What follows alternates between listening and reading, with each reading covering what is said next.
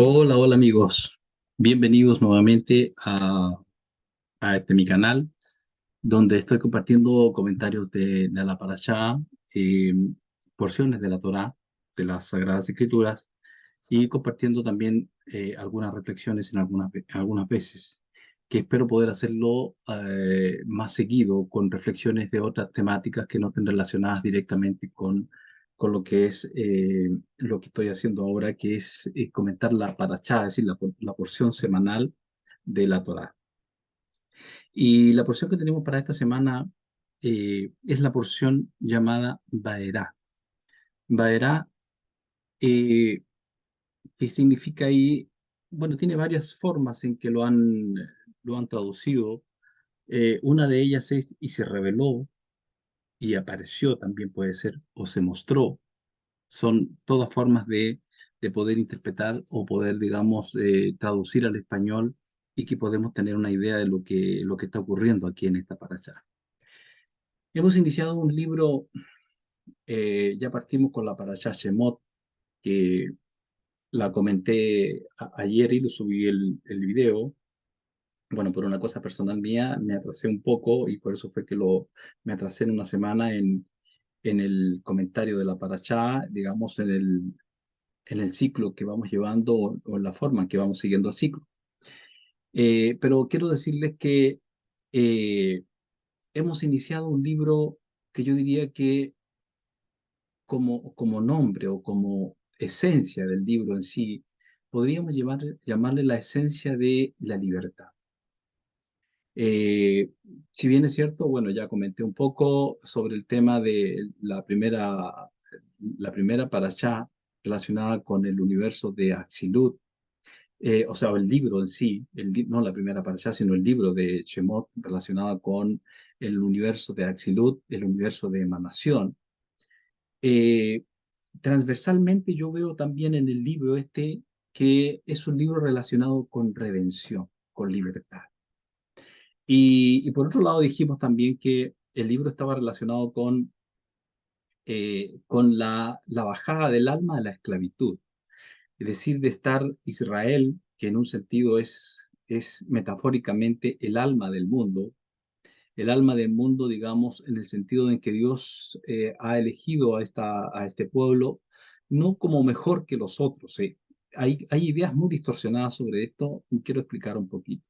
Porque no podemos pensar que un Dios, un Dios, una divinidad que tiene obviamente una inteligencia infinitamente más superior a la nuestra, pueda tener elecciones y privilegios entre hombres, entre la creación, entre todos los que hemos sido creados a la imagen del Creador.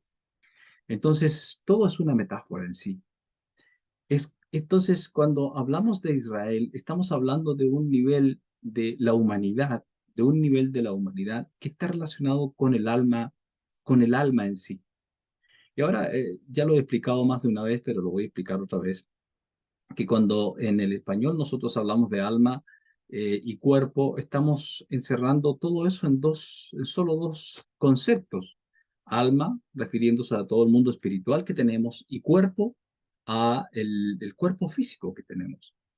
Pero desde el punto de vista interno, desde qué es nuestra alma en sí, es mucho no diría yo más complejo, pero sí es más extendido.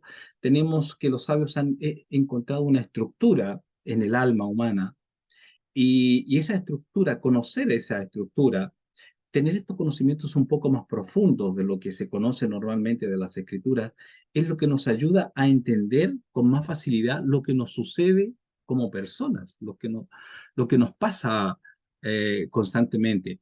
Porque ya digamos, con las ideas que hemos venido recibiendo, que nos han traído hasta aquí, es decir, con las interpretaciones religiosas de las distintas religiones, digamos, que están establecidas, formalizadas y que dominan muchísimo nuestra existencia, eh, no hemos llegado, no hemos avanzado tanto como cuando nos metemos en el mundo de la mística.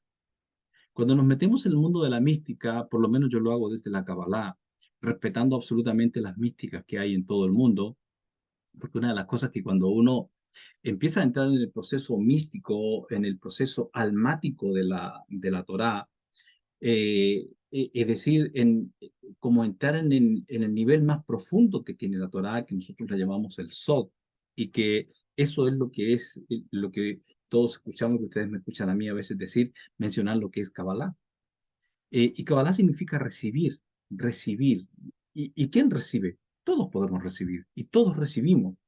Todos recibimos, no hay acepción de personas en esto de que alguien pueda recibir. Puede que algunas personas estén más preparadas a nivel de su vasija, es decir, de su conciencia, tengan más preparación y es más, algunos que vengan con, con esa, con esa misión, llamémosla a este mundo, a comprender un poco más y esparcir un poco más y ayudar a que otros entiendan un poco más. Eso puede ser, porque otros posiblemente vienen a trabajarse cosas en su vida que no están relacionadas con eso. Y está bien. Por lo tanto, si no están preocupados de conocer mucho profundidades, ni místicas, ni cosas así, y logran ser felices, y logran estar tranquilos, y logran ir bien por la vida, quiere decir que vienen a eso, que ya han completado lo que nosotros estamos haciendo en otros niveles. Entonces, cuando vamos entrando en la mística y vamos mirándonos y vamos observando el universo, vamos observando con mucha más profundidad, con mucha más profundidad, dejando los métodos un poco de lado, no del todo, pero sí un poco de lado los métodos tradicionales de interpretación, de, por ejemplo, la exégesis. Por ejemplo, la exégesis tradicional me refiero. Dejamos un poco de lado la hermenéutica, que son herramientas que están allí, que no estoy hablando en contra de ellas, no, ojo con eso, no estoy hablando en contra de ellas.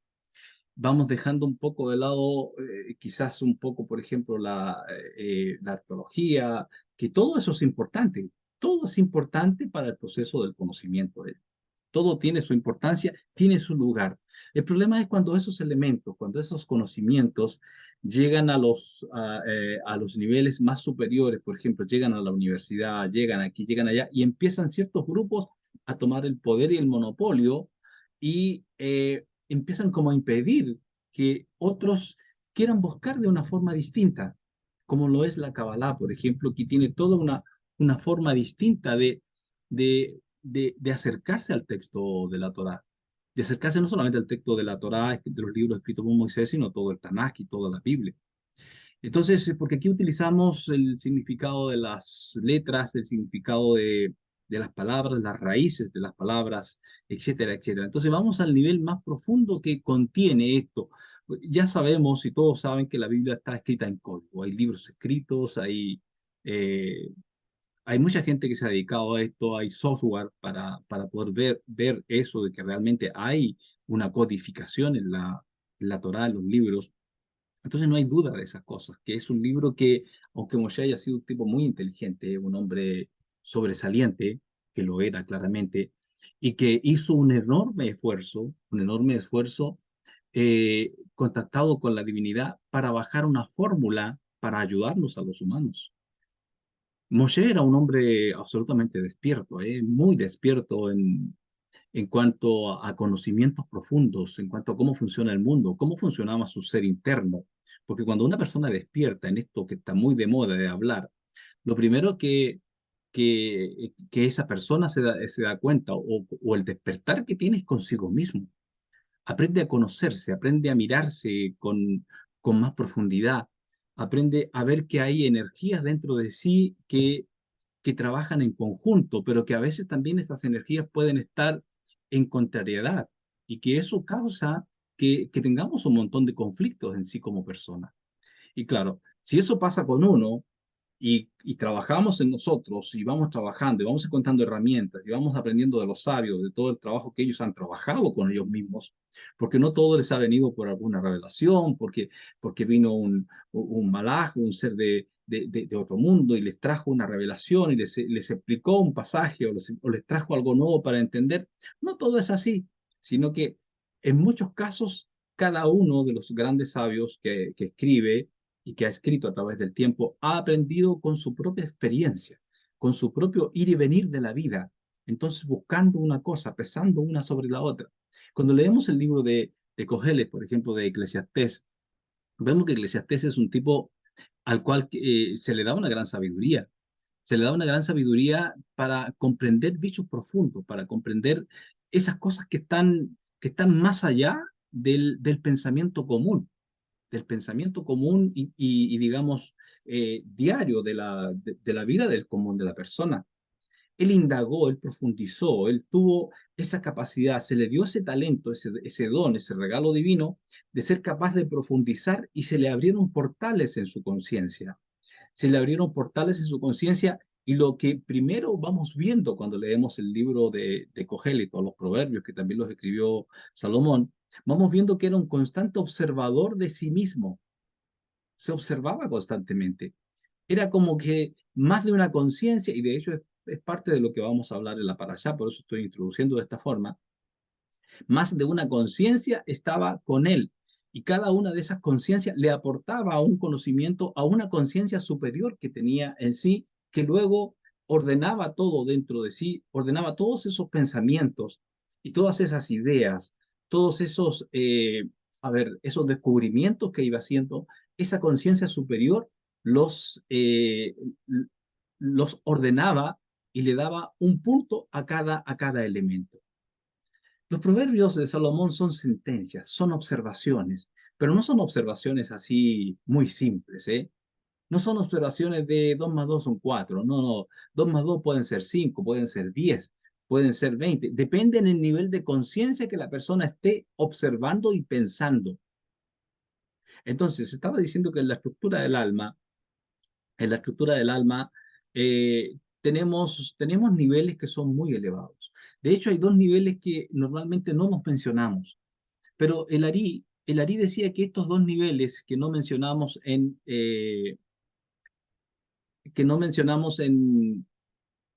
un segundo, porfis, que no mencionamos cuando hablamos de la estructura del alma, eh, shalom, cuando no mencionamos estos dos últimos niveles, que es el nivel de Hayá y Yehidá, no es porque en realidad estén fuera de nuestro alcance, sino que en realidad vienen con nosotros incorporados.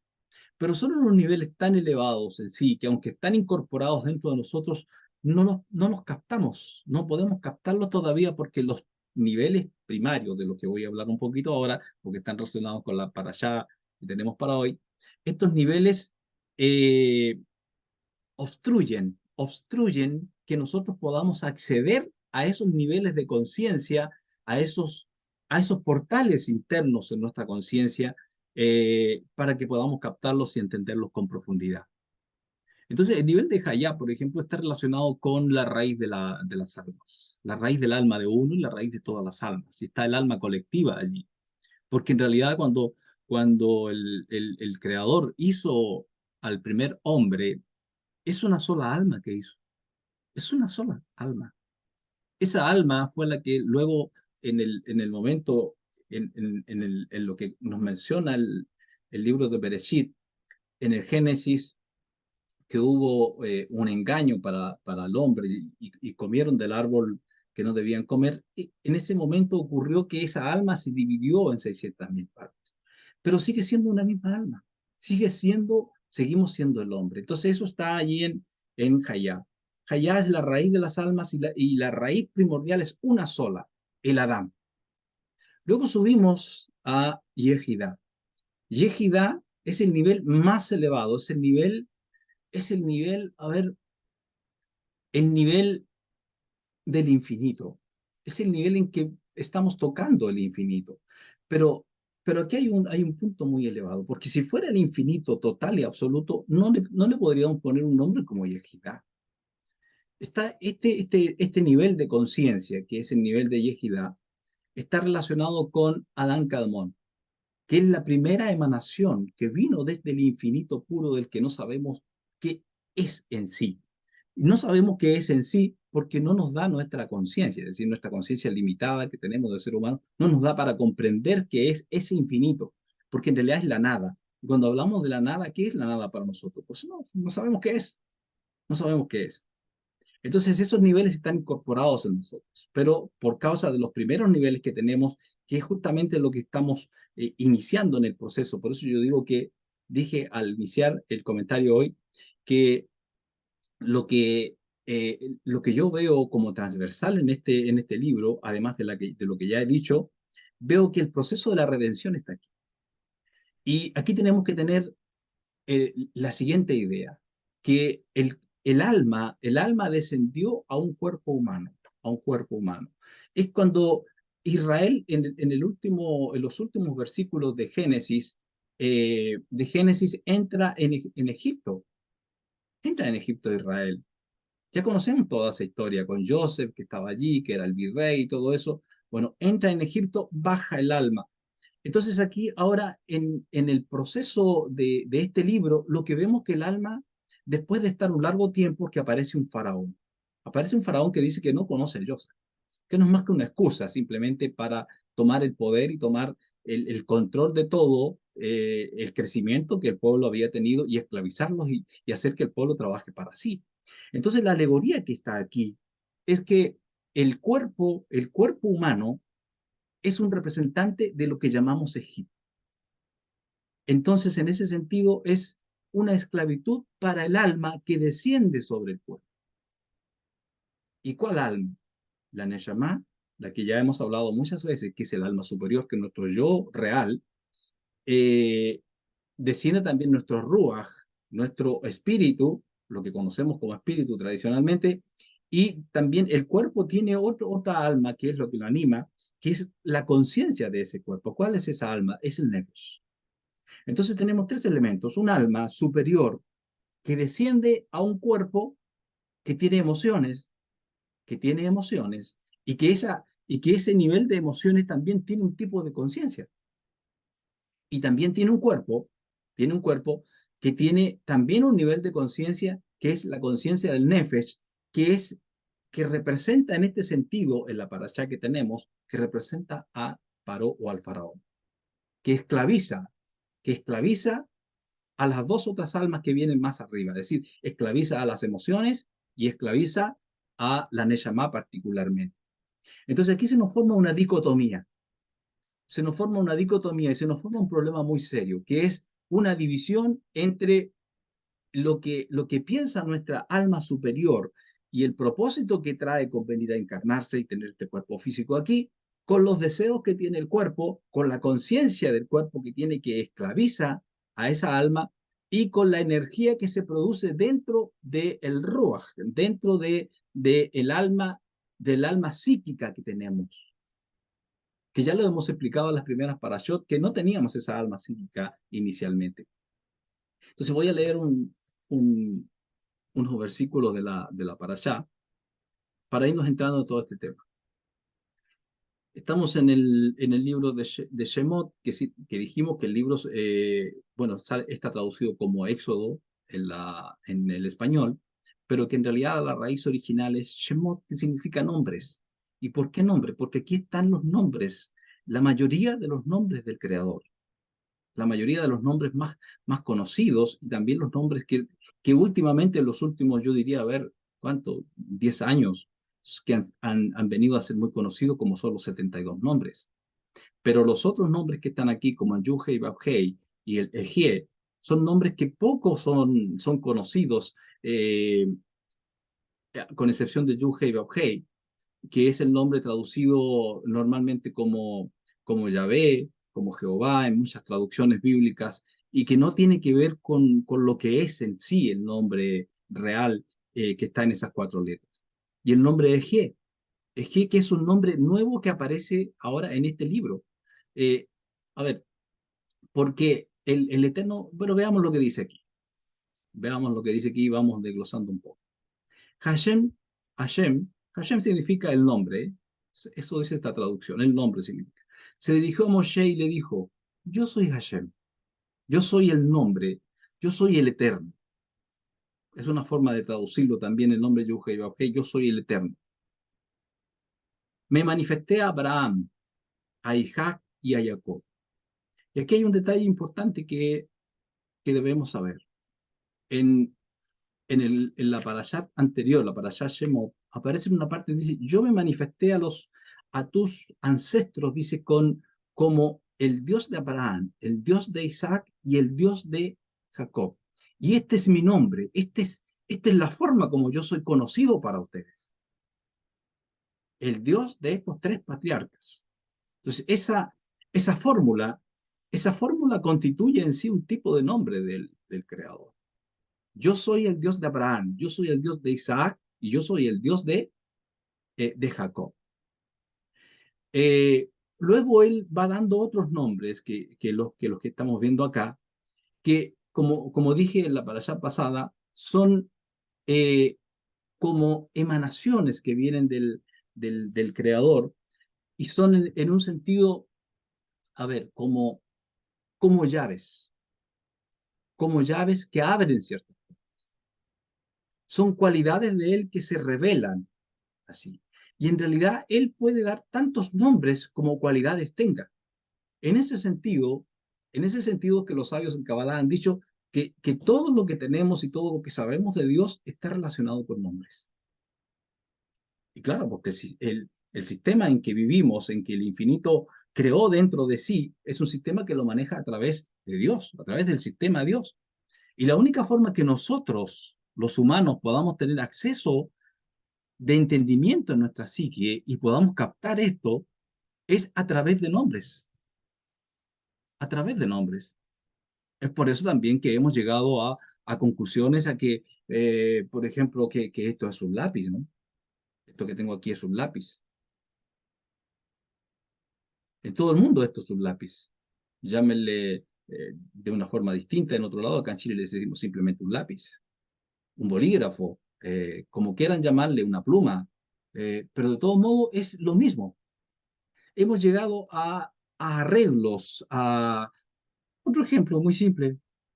Tengo una batería aquí, fíjense, una batería pequeña. Le podemos llamar pila, batería, nos referimos a lo mismo. ¿Y por qué no nos referimos a lo mismo? Porque son nombres, perdón, que se han estandarizado a nivel humano, a nivel humano, en todo el mundo. En distintos idiomas tiene un significado similar al que le damos en cualquier otro idioma. Entonces, tenemos una realidad que nosotros hemos ido creando. Y esto es muy importante lo que voy a decir aquí. Nosotros creamos en la realidad que tenemos aquí. La vamos creando. E incluso hay un gran sabio que dijo en un momento determinado que nosotros vamos creando a Dios. Vamos creando a Dios. Es una metáfora, obviamente, porque sabemos que hay una fuerza superior. Sabemos que hay una fuerza superior que se manifiesta, la sentimos dentro, la sentimos como el aire que respiramos, la sentimos como los pensamientos que tenemos, etcétera. De muchas formas la sentimos. Pero, sin embargo, nosotros también, a medida que vamos avanzando en conocimiento, vamos creando esto que llamamos Dios, esta energía que manifiesta que luego de ser un pensamiento dentro de nosotros, de bajar a nuestra conciencia, se transforma en energía y ¿qué es lo que produce luego? Manifestación. Se manifiesta en el mundo en que vivimos, en nuestra realidad, y crea nuestra realidad, y se va creando constantemente.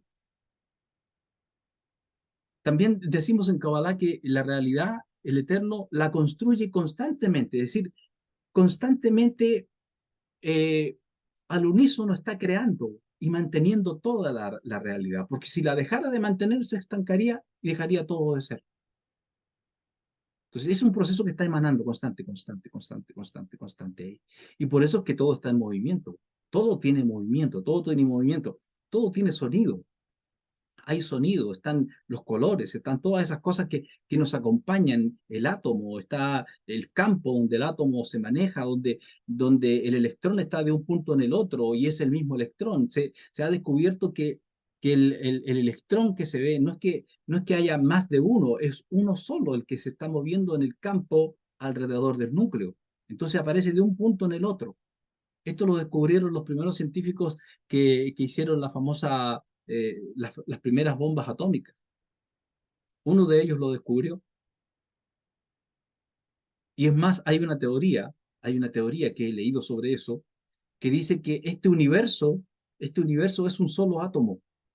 No se ha comprobado esa teoría, ni tampoco se ha, digamos, descomprobado que pueda ser verdad o no, pero hay una teoría que este universo en que vivimos nosotros sea un solo átomo y que todo esté dentro de sí. ¿Y por qué no puede ser? Porque el infinito es el infinito. Y aunque pareciera que nuestro universo también es infinito a nuestra conciencia, para el infinito en sí no es más que un punto. No es más que un punto. Entonces, eh, veamos lo que dice. Hashem se dirigió a Moshe y le dijo, yo soy Hashem, yo soy el Eterno. Forma de decirlo, ¿no? De decir algo que no podemos tener una palabra exacta para decir. Si bien es cierto, en Kabbalah estudiamos incluso el origen del, del nombre, Yuhei Bavhei, estudiamos eso, sabemos el origen, sabemos desde el punto de vista de la Kabbalah, de las primeras orot, de cuando en cosmogonía viene eh, la buxina de Cardinuta, que es la lámpara de oscuridad que permite el resplandor de la luz, y sabemos que el origen de este nombre viene desde allí. Y los otros nombres que luego también todos vienen de allí. En realidad todos los nombres han existido siempre. Y usted y yo también. Si bien es cierto, alguien puede decir, pero es que, ¿cómo puede ser que hayamos existido siempre? Pues claro que sí, porque todo es unidad. Lo primero que había en, en, el- en algo que ni siquiera podemos decir, porque no sé lo que es, por lo menos yo, no sé lo que es, ¿qué es lo primero que había? La primera dimensión que había, era la dimensión de uno, por decir una forma, porque también estoy errando en decir uno, pero la primera dimensión era total unidad.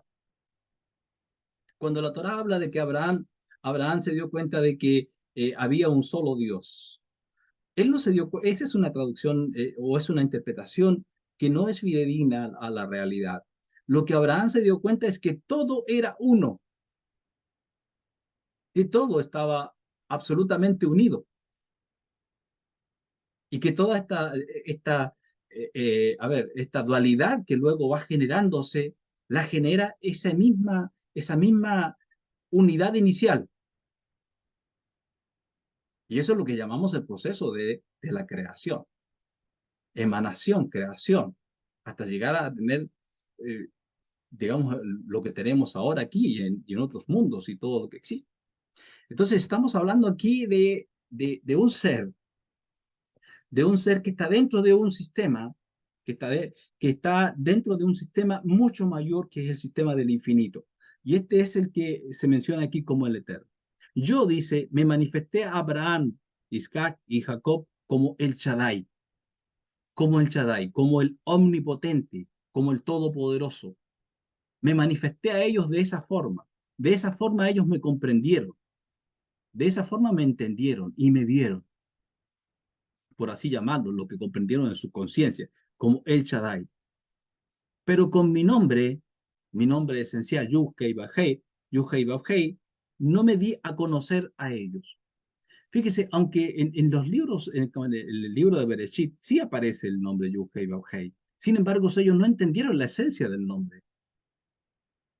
No la comprendieron a cabalidad la esencia del nombre. Ahora, en este libro que es el libro, como digo, que para mí transversalmente trae el tema de la redención, se viene a manifestar un poco más y para que entendamos un poco más qué son estos nombres, qué son estos apelativos, estas cualidades de esto que llamamos Dios, o que llamamos el Creador, que así como tiene este nombre, Yuhei Bauhei, tiene otros más, tiene muchos otros más. Y cuando se revela ante Moshe en el capítulo 4, en el capítulo 3, cuando Moshe le dice y le pregunta, y resulta que llego al pueblo y llego a donde están, y llego a donde está mi hermano Aarón, y Aarón era el que era el jefe del pueblo en la esclavitud. Entonces y Aarón era su hermano mayor. Entonces, era un poco complicado para Moshe el tema. Y así resulta que yo llego allá, muy campante, caminando, aquí vengo yo, soy Moshe, y resulta que me mandó Dios a liberar al pueblo. Y resulta que el que estaba a cargo de todo el negocio y que digamos que regulaba o gobernaba de alguna forma el pueblo era su hermano mayor, su hermano Aarón. Entonces, por esa razón es que Moshe, cuando tiene el encuentro con, con la voz que le habla desde la zarza, le dice, mira, sabes que yo no soy el indicado para eso.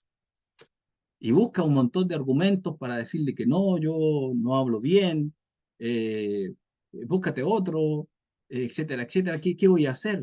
¿Cómo voy a hacerlo yo? O sea, esas cosas están en la mente. Mi hermano está allá, que si, ¿cómo lo podía tomar su hermano? ¿Cómo lo iba a tomar el resto del pueblo, los ancianos, los que gobernaban con Aarón? Moshe está en todo ese tipo, en todo ese dilema. Y allí le dice, como último, le dice, ya está bien, ya me tienes convencido, porque lo hace, incluso le hace hacer unas señales allí que no tuvimos tiempo de hablar de eso en la parasha anterior. Eh, cuando Moshe andaba con su palo pastoril, con su bastón pastoril, le dice, ¿qué tienes en tu mano? Porque Moshe dice, pero ¿cómo? Faraón, Faraón, o sea, estamos hablando de Egipto, la potencia de la época. ¿Qué tienes en tu mano? Le dice. ¿Sabría la voz que hablaba con él lo que tenía en tu mano? En su mano. Claro que sabía. ¿Quién no sabía lo que podía hacer ese bastón? El que no sabía era Moshe. Cada vez que el Eterno pregunta algo tan obvio así a alguien en la Torá, en las Escrituras, lo que está queriendo decir, mira, no sabes lo que tienes ahí. Te voy a mostrar lo que tienes. O te voy a mostrar en qué potencial tienes allí, en eso que tú no sabes qué tienes. Para Moisés, ¿qué es lo que era un palo con el que se apoyaba para andar por la montaña, para desenredar un cordero, no sé? Eso era su bastón, eso era su bastón. Pero había más en él. ¿Qué le dijo? ¿Qué tienes ahí? Y luego le dice, tíralo al piso, tíralo al suelo. Lo tira al suelo y se convierte en una serpiente. Y luego Moisés huye de su propio bastón, huye de su propia serpiente, que él no sabía que era una serpiente. Pero oh, caramba, si el bastón, yo no sabía que esto se podía convertir en serpiente. Pero bueno, ¿qué está haciendo? Porque está entrando en una dimensión, está siendo preparado el tiempo de la redención en todo esto. Entonces, Moshe está entrando en una dimensión de conciencia distinta, se están abriendo portales. Es más, el ser que habla con él allí, Dios está hablando con él, le está abriendo portales en él que él no tenía abiertos. Lo está haciendo subir a niveles de conciencia que él nunca había experimentado. Entonces él huía de la serpiente porque seguramente era una serpiente de estas venenosas que podía picarlo. Y huía. ¿Y qué le dice la voz? La voz le dice, mira, ahora tampoco sabía cómo liberarse de la serpiente, de su propio bastón, Moshe. Cógelo por la cola. Y lo coge por la cola y se convierte nuevamente en serpiente. Le da tres señales. Luego lo hace meter su mano en el seno, y su mano sale leprosa, etcétera, etcétera. Bueno, ¿qué está ocurriendo allí? Como digo, está habiendo un cambio de conciencia en el líder, preparándolo para el momento. Pero al final Moshe, cuando ya le muestran estas señales y ve, caramba, dice, creo que este ser que me habla aquí sabe lo que está diciendo y realmente es poderoso y realmente es alguien que yo desconozco totalmente. Entonces dice, pero yo, si llego allá, a ver, llego al pueblo y les digo, ¿en qué nombre? ¿Quién me envió allá? Porque ellos conocían algo del Creador. Los hebreos ya sabían. Recordemos quién era Jacob. Cuando Jacob va huyendo de su hermano, estoy haciendo un poco a ver, como de recuerdo de muchas cosas para que podamos encontrar el hilo conductor a todo esto. Eh, Mo- eh, eh, Estoy hablando de Jacob. Jacob había estudiado en la yeshiva de Eber, 14 años. Había estudiado. Él era un, era un sabio que, como dijimos en las parashot, capaz de manifestar cosas que él sentía y creaba en su ser interno. Y cuando está en Peniel, en Peniel, que es el lugar en que después se dirigió el templo, y que cuando ve los ángeles subir y bajar, y el sueño que tiene, él se da cuenta que ese lugar es un lugar especial, que es una puerta tanto del Shammai, un portal del Shammai, como de la tierra hacia arriba, sube y baja la cosa. Hay un fluir constante. Por esa razón es que la tierra de Israel es tan importante, por esa razón también es que todos los pueblos a través de la historia han querido hacerse de la tierra de Israel, porque hay un punto importante en esa tierra, en ese pedazo de tierra que está allí, justamente donde fue edificado el templo, donde tuvo el sueño Jacob, que es un portal interdimensional que encierra muchísimas cosas. Bueno, estamos hablando de un Jacob que ya conocía muchas cosas y sabía muchas cosas. Esos conocimientos que él tenía se los transmitió a sus hijos, principalmente a Joseph. La pregunta de Joseph, ¿le transmitiría esos conocimientos a sus hermanos al tiempo que después vivieron juntos? ¿Jacob le transmitiría alguno de sus conocimientos a sus otros hijos? La respuesta es que sí, seguro que sí. Y que todos sabían cosas de nivel muy superior con respecto a la vida, con respecto a cómo funciona, cómo cambiar cosas, etcétera, etcétera, cómo atraer bendición. Sabían ellos muchas cosas. Entonces, en este caso, Moshe, y veamos Moshe ahora, veamos un poco Moshe, nos pegamos un salto ahora. Estamos aquí saltando de cientos de años, pero no importa, no pasa nada. Eh, Veamos un poco Moshe ahora. ¿Quién era Moshe? Moshe era hijo de Amram, hermano de Miriam y de Aarón. Eh, y justamente Moshe había nacido en esta familia en que habían algunas dificultades, algunos problemas, eh, porque aquí los sabios han dicho una cosa que de esas cosas tan especiales que ocurren en la vida, para que nadie se dé cuenta que están haciendo en una familia una persona que va a ser una gran vasija, un gran receptor de la luz infinita, a veces nace en la familia peor, en la peor familia, en la más mal nombrada, etcétera. Nace por allí o en la familia más pobre o lo que sea, pero una familia con muchas dificultades. Y nace por allí uno o dos o tres. Nacen como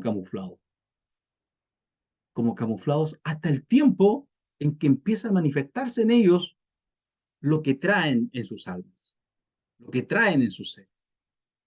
Y la respuesta es, o sea, la pregunta que tenemos que hacernos aquí, ¿eso les ocurre solamente a algunos? ¿O es que todos traemos algo que manifestar a la vida? Porque si fuera con solamente algunos, güey, pero ¿qué Dios es este? ¿Pero qué Dios es este que elige a algunos para que sean muy especiales, sobresalientes o lo que sea, y otros para el trabajo pesado? Todos traemos esas cosas, todos las traemos, pero no todos se toman el tiempo para descubrirlas en sí. No, a veces entonces, ¿qué ocurre? A veces el creador toma medios, toma circunstancias que la gente llama, por casualidad me ocurrió tal cosa. Ah, por casualidad me ocurrió esto y me pasó esto. Y vi esto, tuve un sueño, tuve una visión, tuve esto. Y Moshe, de repente se le aparece una zarza, pum, ardiendo ahí que no se consumía. Y, ay, ¿qué es esto? Pero ¿dónde se había creado Moshe? Ya sabemos lo que pasó en el tiempo en que nació Moshe, en que el faraón había sido avisado por los astrólogos de Egipto de que nacería un gran líder en Israel que derrotaría y derrocaría al imperio egipcio. ¿Qué hicieron? ¿Qué hizo Faraón? Dijo, matad a todos los niños que han nacido en este tiempo. Bueno, ¿qué hizo la mamá? Lo salvó con una barquilla. Y Moshe se crió en Egipto, se crió estudiando de los sabios egipcios, de los sacerdotes egipcios y estudiando todo ese conocimiento que tenían ellos, hasta los 40 años. Después de los 40 años, no voy a entrar en todo el detalle, Moshe tiene que huir y está en el desierto otros 40 años. Y ahí ocurren muchísimas cosas que no se saben de Moshe. Tampoco voy a entrar en ellas porque se me alarga mucho el tiempo. Pero todo el proceso de la vida de Moshe fue una preparación para lo que estamos viendo ahora en este libro de Shemot. para encontrarse con qué, con energías a través de los nombres que le son revelados y a través de la conciencia que se va abriendo en él, porque, porque este nombre, por ejemplo, el que acabamos de ver acá, el Yuhei Baohei, todo el mundo puede leer este nombre en cualquier lado. Y hay quienes saben meditar y lo meditan, y ustedes saben que hay toda una moda de las meditaciones y las meditaciones y la meditación. Y aquí han surgido, yo creo que está bien que quien quiera ser llevado por eso, porque en eso tenemos libre albedrío y no hay crítica, ni hay un juicio en ninguna persona que haga este tipo de cosas. Pero sin embargo, como en todos lados, aparece el trigo y también aparece cizaña. Y entonces aparecen ahora por las redes sociales todo el mundo haciendo dibujitos y nombre y esto, y le ponen aquí, le ponen allá, como si eso fuera a resaltar la energía del nombre. Es decir, aparece la desviación de la realidad. ¿Por qué? Porque los nombres y todo el conocimiento que vamos teniendo, ¿cuándo va a hacerse realidad y cuándo va a tomar la fuerza que todos queremos que tome? Cuando entra en nosotros, no cuando lo vemos hacia afuera. ¿Y qué figura más hermosa, qué colores más lindos le pone la persona que sabe diseño gráfico, le puede hacer unas maravillas? Que uno se queda extasiado. Oh, qué hermoso. Pero eso es todo. No va por ahí la cosa por ver el nombre tan vistoso y tan extraordinario y tan aquí, tan allá. Va cómo usted lo maneje aquí en su mente, cómo maneje usted su conciencia, cómo manejemos nuestro ser interno con esa energía, cómo afinemos nuestra vida con la energía que tiene ese nombre. Entonces, la parashá dice, y se manifestó aquí, se manifiesta Hashem, el Eterno, se manifiesta a dos personas, a Moshe por un lado, y por otro lado comienza la manifestación a Faraón. Moshe por un lado, a Faraón. Y, y comienza todo este proceso. Seguimos leyendo un poco más. No me di a conocer a ellos, no me di a conocer a ellos en el nombre que ya dijimos. Asimismo establecí una alianza con ellos para darles la tierra de Canaán, la tierra de sus peregrinaciones, donde vivieron como extranjeros. En cuanto a mí, también yo, escuché el clamor de los israelitas a quienes los egipcios tienen esclavizados y recordé mi alianza con ellos. Bueno, aquí hay una conexión del nombre porque las promesas que hicieron, que hizo el Eterno, lo hizo basados en este nombre, Yuhei Bauhei, Abraham, Isaac y Jacob. Y ellos transmitieron las promesas unos a otros. Abraham la transmitió a su hijo Isaac, Isaac la transmitió a sus hijos eh, Jacob y Esau. Y bajo este nombre.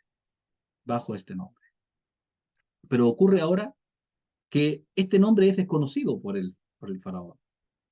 Y vamos aquí a tratar de encontrar la conexión de la figura que quiero hacer para que veamos nuestra propia vida. Dijimos que nuestro cuerpo era como Egipto, a donde baja nuestra alma, nuestra Neshama. Y el cuerpo es opresor.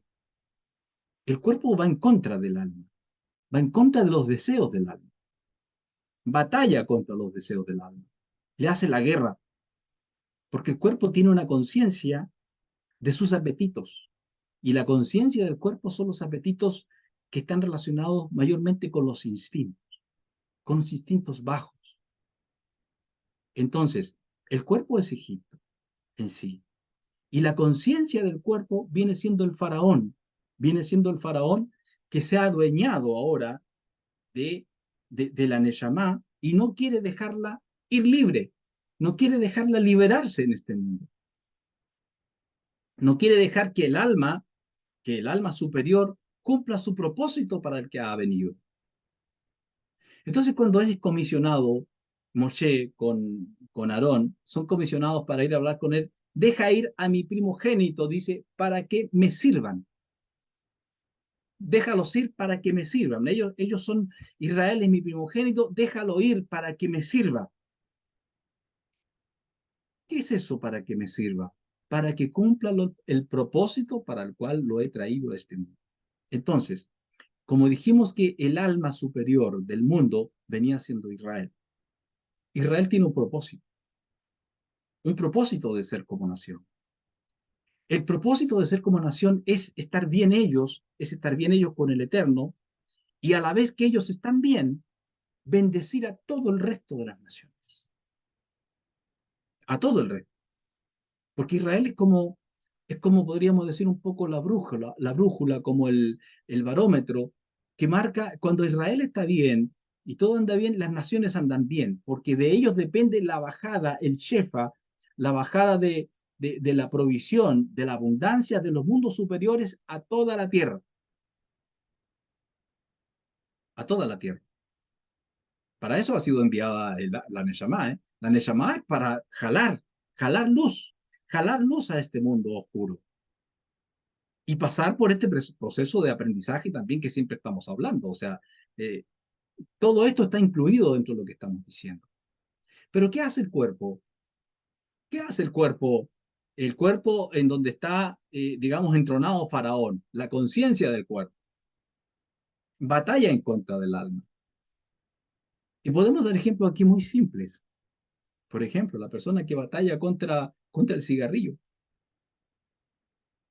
Partió fumándose cuando era niño, quizás una chupadita al cigarro que el tío o que el hermano mayor o que papá por ahí se le ocurre de ponerle al hijo cuando tenía, no sé, 10 años, 11 años, chupa un poquito. Y entonces le cogió gusto. ¿Qué hizo allí literalmente Faraón? Lo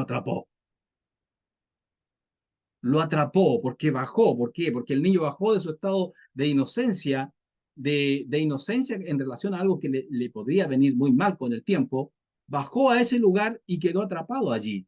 ¿Qué pasó con Israel? Bajó a Egipto. Inicialmente todo bien, estaba José allí, todo perfecto. Ellos fueron bendecidos, crecieron, se multiplicaron enormemente, hasta que al momento que el faraón dice, no, esto es demasiado. Aquí estamos en peligro de que estos se levanten en contra de nosotros, nos hagan guerra y nos destruyan. Bueno, ese niño que toma una pequeña chupadita del, o aspiración más bien, que no es chupada, aspira un poco de cigarrillo, pasan los años y eso le gustó en un momento determinado, Faraón toma fuerza y con fuerza. Y luego va creciendo y se fuma uno completo y después se fuma dos y llega a tener 20 años, 25 años, 30 años y se fuma dos, tres cajetillas diarias. Y yo conocí un señor que se fumaba, me acuerdo, que compraba los cigarros, los cigarrillos, los compraba por cartones, ¿sí? Por cartones, o sea, esas que traen varias cajetillas, los compraba y le duraban súper poco. Lo vi más de alguna vez, yo lo vi con mis propios ojos, prender el siguiente cigarro en la colilla que le quedaba del otro. O sea, era una constante fumadera, constante. Entonces la persona dice en un momento determinado, mañana lo dejo. Y hace todo un esfuerzo, y hace un enorme esfuerzo por que no voy a fumar, no voy a fumar. Pero tiene todo allí. ¿Pero qué hace el cuerpo? ¿Qué hace Faraón? Se endurece. Faraón se endurece internamente, la conciencia del cuerpo se endurece tremendamente y resulta que el cigarro que era el que lo calmaba cuando le daba un poco de ansiedad, no está ahora y justamente le empiezan a pasar cosas que era como él se cubría antes, se fumaba un cigarro y se calmaba. ¿Por qué? Porque Faraón está actuando, porque Faraón está creando cosas, ¿para qué? Para no dejar ir a esa persona. Y este ejemplo que estoy dando está en todos los sentidos, para la persona que tiene sobrepeso, por ejemplo, que está siempre con el plan, dice este año sí que voy al gimnasio. Y han pasado 20 años y todavía no ha puesto un pie en el gimnasio. Y los kilos siguen subiendo. ¿Y qué pasa con los kilos? Que viene la diabetes, que puede venir, nos libre de eso, pero puede venir la diabetes, pueden venir enfermedades vasculares, cardiovasculares, etcétera, y un montón de cosas que pueden venir al cuerpo de la persona. O la persona que deja de hacer ejercicio normal, deja de moverse, deja de caminar, empiezan a venir, ¿qué cosas? Pueden venir calambres, pueden venir falta de energía, puede venir un montón de cosas. Entonces la persona dice, mañana lo hago, mañana cambio, mañana me transformo, mañana salgo a caminar, mañana salgo a tomar sol, mañana salgo a hacer esto, esto, otro.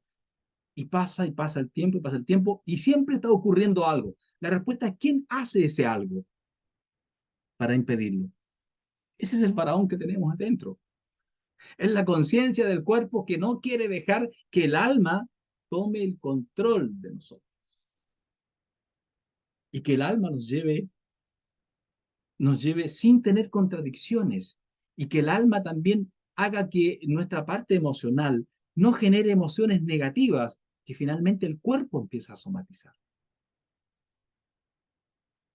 ¿Por qué vemos tantas enfermedades hoy día de todo tipo, particularmente ahora de post-pandemia? Post-pandemia. Eh, Enfermedades de distintos tipos, sobre todo enfermedades emocionales, gente con depresión, gente con angustia, gente con ansiedad, y ahí les ponen un montón de nombres más a la gente, que es otra forma de que el cuerpo, la conciencia humana tenga para atrapar gente, con nombres. Fíjense lo que estoy diciendo, estamos hablando de nombres, ¿ah? Los nombres pueden ser positivos o pueden ser negativos.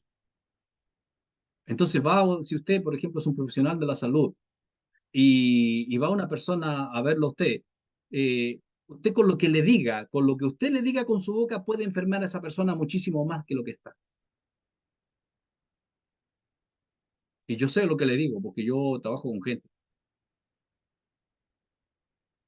Usted lo que hable con su boca, usted puede hacer que un paciente se cure más rápido, usted puede hacer que una persona se hunda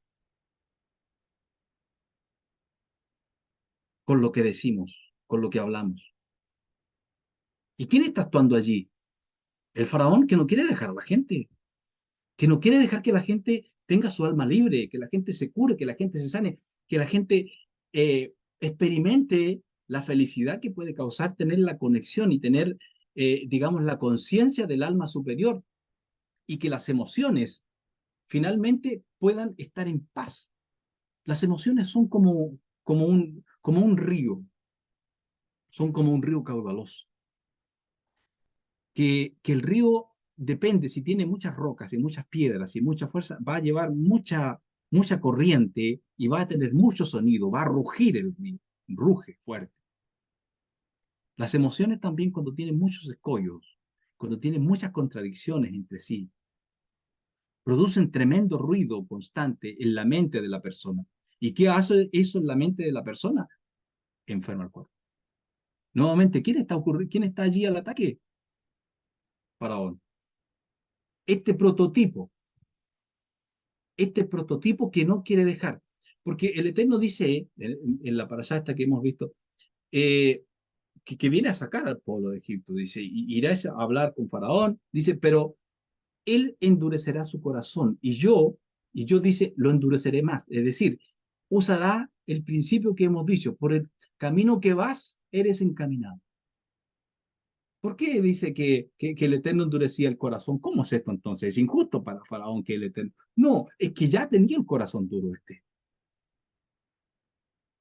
Y cuando usted y yo no podemos dejar alguna cosa que sabemos que nos hace mal, fíjese lo que digo aquí, ponga mucha atención lo que voy a decir aquí.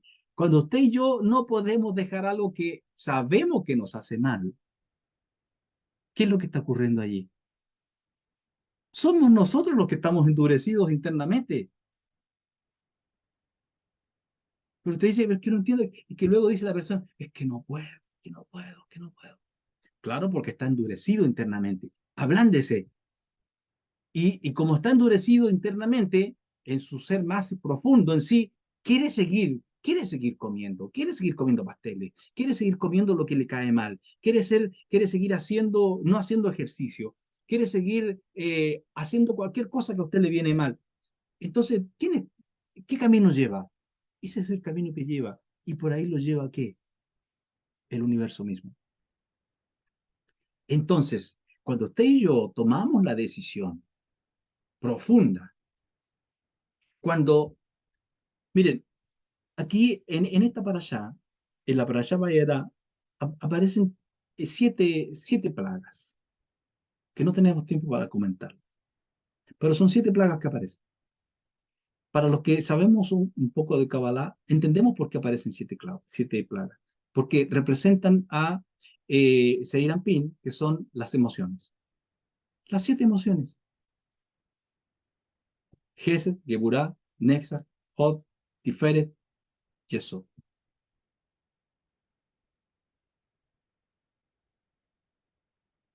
Y también aparece bueno, y Malhut, claro, obviamente, ¿no? Malhut, porque son 7, el nombre 7. 7 Sefirot aparece. ¿Por qué? Porque lo que está ocurriendo aquí es que el creador está golpeando la parte emocional de Faraón, porque la parte emocional es la parte que tiene que ser golpeada, o que, digamos que tiene que ser guiada. ¿Para qué? Para que la persona luego genere en las acciones, genere lo que las emociones le están diciendo que genere. Entonces, si nuestras emociones están completamente distorsionadas en sí, estoy pesando 200 kilos, ojalá no sea eso el caso, ¿no? Pero si está pesando 200 kilos y sigue comiendo de la misma forma, ¿qué es lo que se endurece usted que no puede dejar de comer? A menos que haya algún problema físico, hormonal, pero de todos modos se puede hacer algo siempre. Pues deje de comer, coma menos, coma menos. No parta de un viaje queriendo dejar y bajar los kilos de más que tiene en una semana o en un mes. No, eso es un error muy grave. Póngase en manos de alguien que lo ayude con eso, de alguien que se maneje con eso y vaya bajando de peso paulatinamente, pero tome la decisión, tómela. Y diga, no me muevo de este punto de mi vida sin hacer esto que he dicho.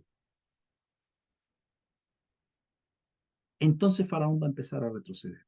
Porque ¿qué pasó? Que las plagas fueron avanzando, fueron avanzando, fueron avanzando, y el trabajo, digamos aquí, del creador fue no moverse de ahí. No me muevo hasta que esto se solucione. Y fue aumentando la fuerza, fue aumentando la fuerza, fue aumentando la fuerza, hasta que al final llegó a tocar lo más fuerte. La próxima paracha vamos a ver lo que ocurre ahí. Entonces, versículo 6 dice, en consecuencia dile a los israelitas que yo soy Hashem, y yo los sacaré de la opresión de Egipto. Ahí están lo conocido como las 4 expresiones de la redención. Y quiero mostrar un poquito lo que hay aquí. Bueno, se menciona la descendencia de Aarón, el comienzo del libre albedrío. Hashem le dijo a Moshe, mira, yo te encomiendo, le dice a Moshe, sobre Paró, y tu hermano será tu intérprete. Bueno, está todo el proceso, ya inicia todo el proceso. Entonces me parece a mí una buena idea de que iniciemos nosotros procesos en nuestra vida, porque la parashá lo que tiene que es la conexión con la vida nuestra. Por eso es que la leemos todos los años y todos los años tiene algo nuevo, todos los años tiene algo que conecta con la vida de uno. Y no es que digamos, desde el infinito cambie las cosas para que esté mal y conecte con la para allá. No, es que nosotros necesitamos estas conexiones. Porque del año pasado, a lo mejor a este año, no hemos avanzado mucho en lo que teníamos que avanzar. Entonces la para allá, ¡pum!, trae la energía otra vez y nos dice esto, aquí es el trabajo. Así que conectar con la redención, conectar con mi redención, entender que mi cuerpo es un faraón que me atrapa y que no me deja ser libre, que no me deja actuar en mi libre albedrío. Actúo en dos dimensiones, me doy vuelta en una cosa y la otra. Es como un pensamiento bucle, que está ahí en un punto, después está el otro punto, después va en el otro punto, y así está. O sea, la persona que está en dos dimensiones también le ocurre una situación compleja, una enfermedad que ataca a la persona y la ataca y le da y sabe que es por esto y vuelve a lo otro y lo deja un poco y después vuelve otra vez y vuelve dos dimensiones. No puede entender que hay una tercera dimensión. ¿Cuál es la tercera dimensión? Pues corte eso, córtelo, córtelo, use su energía superior, use los nombres que están aquí. Por eso que son revelados estos nombres. Entonces a Moshe se le revela un nombre superior, al Yud-Hei Vav-Hei. Porque el nombre de Jie, Asher Jie, seré, quién seré o lo que seré, es superior al nombre Yud-Hei Vav-Hei. Por eso es que le dice, mira, ¿cuál es el nombre? Porque le hubiera dicho, y ya tienes el nombre, ya lo tienen los patriarcas. Simplemente ahora profundiza un poco tu conciencia. No, le da un nombre nuevo y le dice, seré lo que seré. O sea, que nosotros usemos también ese nombre, seré lo que seré. Entonces, si usted y yo seguimos lo voy a decir así muy claramente, seguimos en la tosudez, que nos lleva a tener algún problema, alguna dificultad y que nos complica, ya sea en salud, ya sea en lo que sea en nuestra vida, seguimos con la tosudez de eso, ¿estamos haciendo qué? Yo seré, pues eso, seré tosudo, seré cabeza dura y por ahí me llevará la vida. Pero ahora si yo cambio mi intención interna, cambio mi cabana, cambio mi conciencia y digo, ¿seré qué? Seré sano. Seré libre de, y me pongo en ese proceso. Entonces se activa la energía del nombre. Entonces, traigo este nombre para que los nombres, y les voy a dar unos datos aquí, para que los nombres se activen en la vida de una persona hay que traerlos a la conciencia, aquí. Y no con los dibujitos y tan lindos y tal. No, no, no, señor. Perdónenme, se los voy a decir muy claro, eso es mucha tontería. Está escrito en los libros de los sabios que el Eterno escribió con fuego blanco en fuego negro. Por eso que los sabios, los que saben realmente de eso, cómo escriben los nombres, los escriben o los escriben en una pizarra negra y las únicas letras están en blanco. O puede ser al revés. La idea es resaltar la letra. ¿Pero para qué? ¿Resaltarla para qué? Para que entre a nuestra conciencia y la grabemos aquí. Aquí es cuando funciona, en la conciencia. Lo demás es toda una estrategia del faraón de nuestras vidas. ¿Para qué? Para desviar nuestra atención a lo de fuera, siempre lo de fuera. Que como esto es lindo, como esto es bonito, como esto vende, como esto aquí, como esto allá, entonces lo hago así. Y desviamos a un montón de gente de la verdad. Pero no se dejen engañar por esas cosas. Los nombres, los nombres que tenemos aquí, el poder que tienen es que estén en nuestra conciencia. Y allí los meditamos. Y allí los transformamos en luz. Y allí recibimos esa luz. Y allí esa energía entra en nosotros.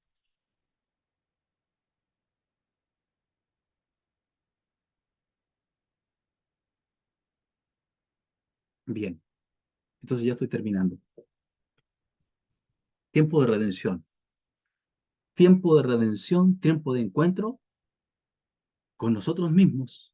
Tiempo de ver que mi cuerpo no debe ser el que manda en mi vida, que mis instintos no deben ser los que mandan en mi vida, que no debe ser Faraón, la conciencia de mi cuerpo la que mande en mi vida, sino que debo entender que debo dejar el paso y dejar ir y ser libre mi Neshama, mi alma superior, y trabajar en mis emociones para que estén en paz, tranquilas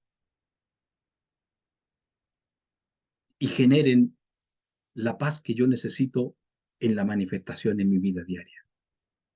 Trabajar en esas emociones, ahí busque meditación, usted busque tranquilidad, busque apartar un tiempo durante el día en que usted pueda sentarse sentado o como quiera, da igual la forma en que lo haga. No lo haga en una forma que le dé sueño, que quede dormido, pero, pero busque una forma usted de cómo, porque todas claro, las fórmulas que hay de sentarse de una forma, los mudras, por ejemplo, de budismo, que si todas esas cosas funcionan, son cosas que han sido probadas por años, por miles de años, y tienen su funcionamiento.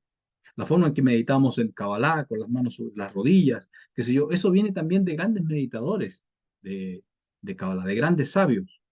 Entonces, podemos hacerlo. ¿Ah? Y estamos sentados ahí, nos concentramos, y como dije, las letras fueron, ¿y por qué dije las letras fueron escritas con fuego blanco en fuego negro? Fíjense lo que voy a decir aquí.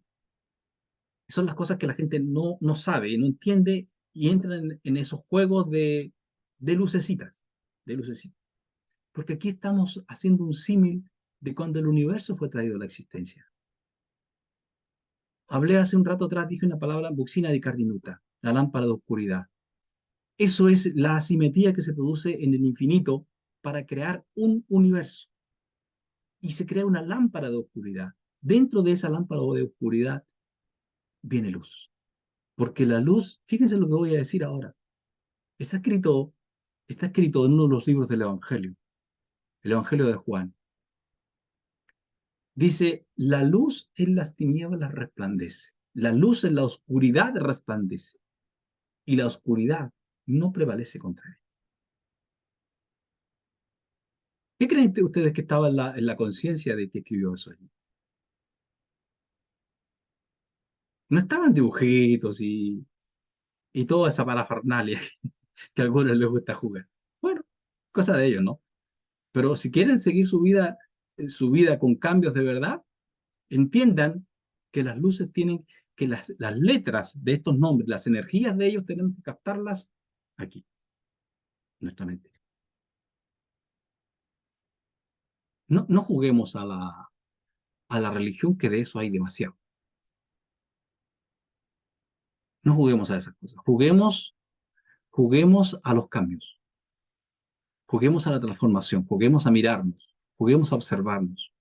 Juguemos a mirar seriamente las cosas, no nos vamos a transformar en amargados, por supuesto que no, porque la alegría es parte de nuestra redención, es parte de la...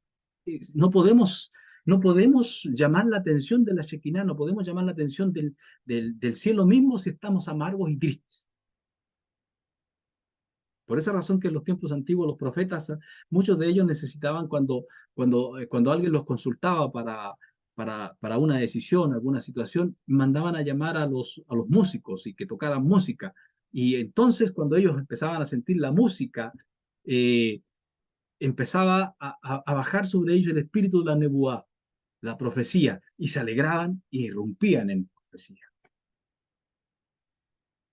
Entonces, tenemos muchas herramientas para trabajar en estas cosas e irlos elevando e irlos liberando, irnos liberando cada uno.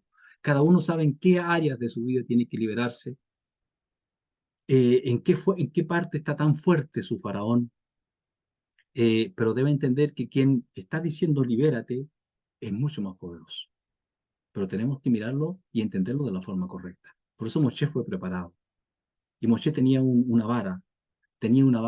Y de aquí en la vara se dicen muchas cosas, ¿sabes? Con eso termino. Se dice que la vara de Moshe, no recuerdo el nombre, que le tienen un nombre muy particular, no lo recuerdo en hebreo, eh, que la vara tenía escritas los 72 nombres del Eterno. Yo tengo mis dudas que haya tenido escritos los 72 nombres porque cuando las primeras señales que le hace hacer el Eterno a Moshe, cuando está frente a la zarza, simplemente la voz que habla con él dice, ¿qué tienes en tu mano? Tírala al piso y se convierte en una serpiente. ¿En qué momento Moshe le había escrito los 72 nombres? No se los había escrito. Que los hayan escrito después, mucho tiempo después, puede ser. Pero la fuerza no estaba en la vara en sí. Ahora, qué bueno que la vara de Moshe está en el arca que no ha sido encontrada, porque si no, ¿cómo estarían adorando la vara, el arca, los trozos de las tablas, la vara de Aarón también que floreció, etcétera, etcétera, el maná? Porque la cosa humana va muy fácil a ese nivel de adorar todo ese tipo de cosas y perderse de lo que es real, que siempre está dentro, siempre va por dentro y luego emana hacia afuera. Bien, muchas gracias por estar conmigo otra vez, porque escuchen esta, esta clase de la Parashá. Bendiciones para todos, shalom, y nos veríamos, si el Eterno nos permite, el próximo lunes con la próxima Parashá, Parashá Bo. Shalom y muchas bendiciones a todos.